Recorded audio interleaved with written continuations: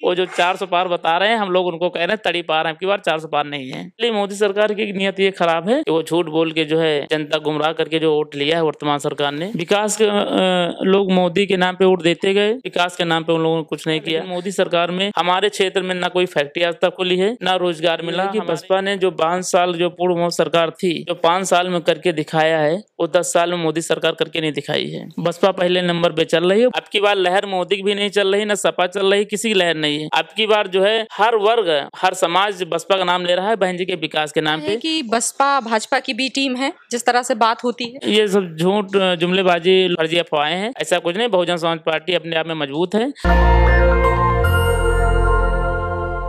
नमस्कार, मैं हूं सबा खान, आप देख रहे हैं नेशनल दस्तक। मोहनलालगंज की लोकसभा सीट पर बसपा की टिकट पर चुनाव लड़ रहे हैं राजेश कुमार जी। काफी कम तजुर्बा है, लेकिन बड़ा चैलेंज सामने है। बात करते हैं। सर, बहुत स्वागत है। बहुत बहुत धन्यवाद। आप इस बात को मानते हैं कि अनुभव की थोड़ी कमी होगी? आप जिस तरह से आपके सामने इतने दिग्गज नेता हैं, चुनौती समझते हैं? देखिए, हर युवा हो, हर इंसान को कितना भी जानकारी हो, वो हर दिन एक नई सीख लेनी चाहिए। और हर दिन आदमी सीखता है, पूरा जीवन सीखेगा तब भी सीख नहीं पाएगा। कुछ ना कुछ कमियां जरूर रहती हैं। तो आप अपने आप को कहाँ मजबूत देखते हैं? किस तरह से मजबूत देखते हैं? किन मुद्दों के साथ आप जा रहे हैं, जनसंपर्क कर रहे हैं? देखिए, हमारा जहाँ तक अनुभव है अभी तक, क्योंकि हम बचपन से ही, जब से हम जागरूक हुए हैं और जानने वाले हुए हैं, तब से हम सामाजिक सेवा किए हैं। और काफ़ी हद तक जो है ज़मीनी स्तर पे हमने देखा कि कैसे विकास किया जाएगा, कैसे नेताओं ने विकास किया है, कैसे विकास अधूरा रह गया है। काफ़ी चीज़ें हमने समझने, उसको बटोरा और कभी देखा, काफ़ी गहराइयों तक गए। तब हमने सोचा कि अब की बार लोकसभा चुनाव लड़ा जाए। हमने प्रयास किया, बहन जी ने आशीर्वाद दिया और टिकट मिला बहन जी की पार्टी से। और हम लोग पूरा प्रयास कर रहे हैं कि अब हम लोग सफलता पाएं। आप नए नहीं हैं राजनीति में, यानी जमीन आपकी मजबूत है। एज अ कार्यकर्ता, एज अ नेता के तौर पर आप हमेशा जुड़े रहे राजनीति। जी जी, 2015 में सेकंड रनर भी रहे हम जिला पंचायत के। तो और माता जी हमारी 2005 में जिला पंचायत लड़ी। 2010 से 15 तक हमारी माता जी प्रधान भी थी। तो पिताजी करीब कोटेदार थे। काफ़ी वर्षों तक काफ़ी शिकायत भी उनकी कभी नहीं मिली। तो हम सामाजिक सेवा बचपन से ही कर रहे हैं, अच्छी तरीके से जानकारी है हमको। लोकसभा चुनाव कोई जिला पंचायत का चुनाव नहीं है, चुनौती बड़ी है, जिम्मेदारी बहुत बड़ी है। तो किस तरह से आप इस बात को देख रहे हैं? छोटी जिम्मेदारियों से ही बड़ी जिम्मेदारियां सीखी जाती हैं। और बड़ी जिम्मेदारी है, अच्छी तरीके से निभाएंगे और जनता को जो है शिकायत का मौका नहीं देंगे, वो विकास अच्छा किया जाएगा। और इस समय जो सरकारें चल रही हैं, उन सरकारों की जानकारी हमको अच्छी तरीके से है कि वो झूठ बोल के जो है जनता गुमराह करके जो वोट लिया है वर्तमान सरकार ने। और हम जाते हैं अगर क्षेत्र में, तो हम झूठ वादा नहीं लेते हैं। और जीतने के बाद जो हम करेंगे, एक भारत में मोहनलालगंज लोकसभा का सीट का एक मिसाल हम कायम करेंगे यहाँ पे। मोहनलालगंज के लिए क्या मुद्दे मायने रखते हैं? एज अ युवा के तौर पर, युवा प्रत्याशी के तौर पर किस नज़रिए से देखते हैं? मोहनलालगंज लोकसभा सीट जो हमारी है, यहाँ पे आज तक जो भी रहे, मंत्री रहे, वर्तमान भी सांसद यहाँ मंत्री हैं, लेकिन उन्होंने कोई विकास नहीं किया है। विकास के लोग मोदी के नाम पे वोट देते गए, लेकिन सांसद यहाँ जीतने के बाद क्षेत्र में दिखाई कभी नहीं। कौशल किशोर जी की बात कर। जी, कौशल किशोर भी रहे, चाहे वो चौधरी रहे, विकास के नाम पे उन लोगों ने कुछ नहीं किया। आज भी सड़कें वैसे ही पड़ी हुई हैं। युवा पूरी तरीके से हमारे साथ है, हर समाज हमारे साथ है, क्योंकि बहुजन समाज पार्टी की एक ऐसी पार्टी है, सर्व समाज की बात करती है, एक समाज की बात ही नहीं करती है, और सब समाज के विकास भी करती है। और बहुजन समाज पार्टी की ही हम राजनीति करते हैं। आप लोहा लेने के लिए तैयार हैं? बिल्कुल लोहा लेने के तैयार हैं। हम लोग कमजोर हैं। दो मंत्री हैं, दो दिग्गज नेता हैं आपके सामने। हम युवा हैं, वो मंत्री हमारे आगे कुछ नहीं है। ज्यादा चुनौती किसे मानते हैं, कौशल किशोर जी को या आर.के. चौधरी जी? कोई है ही नहीं टक्कर में। पहली चीज तो है ही नहीं, कोई है ही नहीं टक्कर में। हमारे साथ बढ़ चढ़ के हिस्सा ले रहा है। आप मैदान में जाके देख लीजिए, क्षेत्र में किसी भी क्षेत्र में चले जाइए, सिर्फ मेरा ही नाम लिया जा रहा है कि राजेश कुमार उर्फ मनोज प्रधान यहाँ से निकल रहे हैं। जी। कहते हैं मोदी जी के नाम पर वोट होता है, आप खुद इसको बात कर रहे हैं कि मोदी लहर में सांसद जी जीत रहे हैं। इधर सपा भी अपनी पूरा दमखम लगा रही है, क्योंकि विपक्ष के तौर पर उन्हें भी बीजेपी से मुकाबला करना है जोरदार। इस बार कह रहे हैं कि संविधान और लोकतंत्र की लड़ाई है, लेकिन बसपा के पास ऐसा क्या मुद्दा है कि जिसके तहत आप लोग मैदान में काम करें, आप लोग जनता के बीच जाकर बात करें? देखिए, बसपा का मुद्दा ये है कि बसपा ने जो 5 साल जो पूर्व सरकार थी, जो 5 साल में करके दिखाया है, वो 10 साल में मोदी सरकार करके नहीं दिखाई है। और इस समय जो हमारे यहाँ क्षेत्र की बात देखी जाए, तो हमारे यहाँ मोदी का भी नाम नहीं लिया जा रहा है, न वर्तमान किसी सांसद विधायक का नाम लिया जा रहा है। अब की बार सिर्फ बसपा का नाम लिया जा रहा है। और कहीं जाए, अगर देखी जाए, मतलब कहीं तक ये देखा जाए, और कहीं मतलब लोगों के मुँह से भी हम सुन रहे हैं, कोई अगर लड़ रहा है तो बसपा से ही लड़ रहा है। बसपा पहले नंबर पे चल रही है, बसपा से ही लड़ रहे हैं, ना कि बसपा किसी से नहीं लड़ रही है, बसपा से लोग लड़ रहे हैं। और सपा को तो इस समय फिलहाल नहीं है। बसपा की लेकिन लड़ाई है किससे? बसपा अपने आप में खुद मजबूत है, बसपा से लड़ रहे हैं। जो भी प्रत्याशी, अब की बार लहर मोदी की भी नहीं चल रही, ना सपा चल रही, किसी की लहर नहीं है। अब की बार जो है हर वर्ग, हर समाज बसपा का नाम ले रहा है बहन जी के विकास के नाम पे। और बसपा बहन जी ने जहाँ जहाँ प्रत्याशी उतारी हैं, वो बहुत अच्छे प्रत्याशी उतारी हैं। बहन जी का जो समीकरण की ओर बैठ रहा है, बसपा से ही हर प्रत्याशी लड़ रहा है। कोई पार्टी नहीं, प्रत्याशी लड़ रहे हैं, बसपा से लड़ रहे हैं। कोई भी, अगर हम भी लड़ रहे हैं अगर बहुजन समाज पार्टी से, तो हम कहीं चौधरी हमसे लड़ रहे हैं किसी पंचायत में, तो कहीं जो बीजेपी लड़ रही है, लेकिन वो हम ही से लड़ रही है। चलिए, जातिगत समीकरण आपने बात किया तो हम भी कर लेते हैं कि क्या है जातिगत समीकरण बसपा? बसपा का जातिकरण समय अच्छा है, सभी समाज जुड़ रहा है, सब समाज जुड़ रहा है। एक समाज की वोट नहीं है, सभी समाज को वोट मिल रहा है, सभी समाज साथ में। बस बहुजन समाज पार्टी के बहन जी ने जो है 2007 का समीकरण निकाला है, और 2007 से 12 तक जो बहन जी की सरकार थी, उसी समीकरण में जो है बहन जी अब की बार चल रही हैं।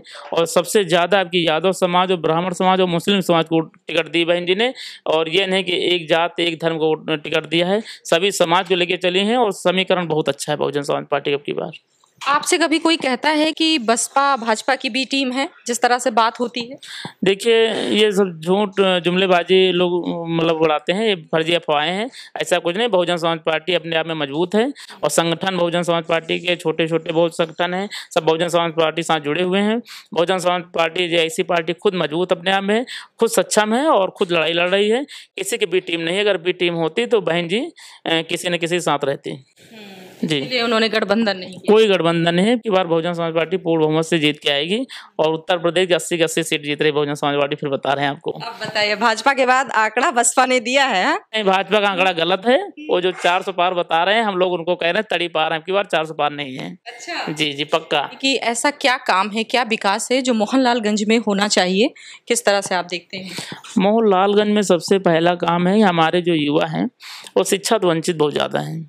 हमारे क्षेत्र में रोजगार भी नहीं है, क्योंकि अभी तक जो भी सरकारें रही, बहन जी जब से अपनी सरकार बनाई, अपनी सरकार लोगों को सरकारी नौकरियां दिया, गांव-गांव तक सफाई कर्मी तक नौकरी निकाल के बहन जी ने दिया। और लखनऊ भी आप देख रहे हैं, पूरे उत्तर प्रदेश में लखनऊ, नोएडा और गांव-गांव में अम्बेडकर भवन बनाना, सीसी रोड बनाना, बहन जी ने रोजगार दिया लोगों को। और लखनऊ के पार्क वगैरह अच्छे-अच्छे बनाना। और बहन जी ने कई फैक्ट्रियाँ भी ऐसी खुलवाई जो काम लोगों को रोजगार मिला। 5 साल में बहन जी ने बहुत कुछ किया, लेकिन मोदी सरकार में हमारे क्षेत्र में ना कोई फैक्ट्री आज तक खुली है, ना रोजगार मिला। हमारे युवा जो भी हैं शिक्षा भी बहुत ज़्यादा वंचित हैं, ना अच्छे स्कूल हैं, ना तो हमारे यहाँ फैक्ट्रियाँ हैं। और जैसे कि मोदी जी कहते हैं डिजिटल इंडिया अगर बनाना है तो उनको हर ग्राम पंचायत में प्राथमिक विद्यालय हैं, किसी भी विद्यालय में आज तक उन्होंने एक कंप्यूटर नहीं रख पाया आज तक। तो जब कंप्यूटर नहीं रख पाए, पढ़ाई नहीं हो पा रही बच्चों की, तो डिजिटल इंडिया बन ही नहीं सकता है। जिस स्कूल में 100 बच्चे हैं, एक टीचर 2 टीचर हैं, जबकि 30 बच्चों पे 1 टीचर होना चाहिए कम से कम। और अगर 30 बच्चे हैं और 30 बच्चे से ज़्यादा, अगर मान लीजिए ज़्यादा बच्चे हैं तो टीचर बढ़ाए जाएंगे, और एक टीचर 100 बच्चों को कैसे पढ़ाएगा? डिजिटल इंडिया बन ही नहीं सकता। सबसे पहले मोदी सरकार की नीयत ये खराब है, शिक्षा का स्तर बहुत ज़्यादा गिरा रहे हैं लोग। उनका कहना है जितना शिक्षा का स्तर गिरेगा उतना अच्छी हमारी सरकार बनी रहेगी। ये चीज़ें लोग ये भी कह रहे हैं संविधान लोकतंत्र बचाना है, आपका क्या नजरिया है? हाँ, देखिए उनकी नीयत तो गंदी है ही है कि अगर 400 पार हम कर लेंगे तो ये रूमर पहले से 400 पार, 400 पार कैसे पार हो जाएंगे? एक लक्ष्य लोगों ने दे दिया अपने कार्यकर्ता को 400 पार। हमारे जितने भारतवासी सभी उतरेंगे कि संविधान कैसे भाई चेंज कर दिया? बाबा साहब ने जो बनाया संविधान उसको बदल ही नहीं सकते हैं, ये तरीका नहीं हो सकता। जी।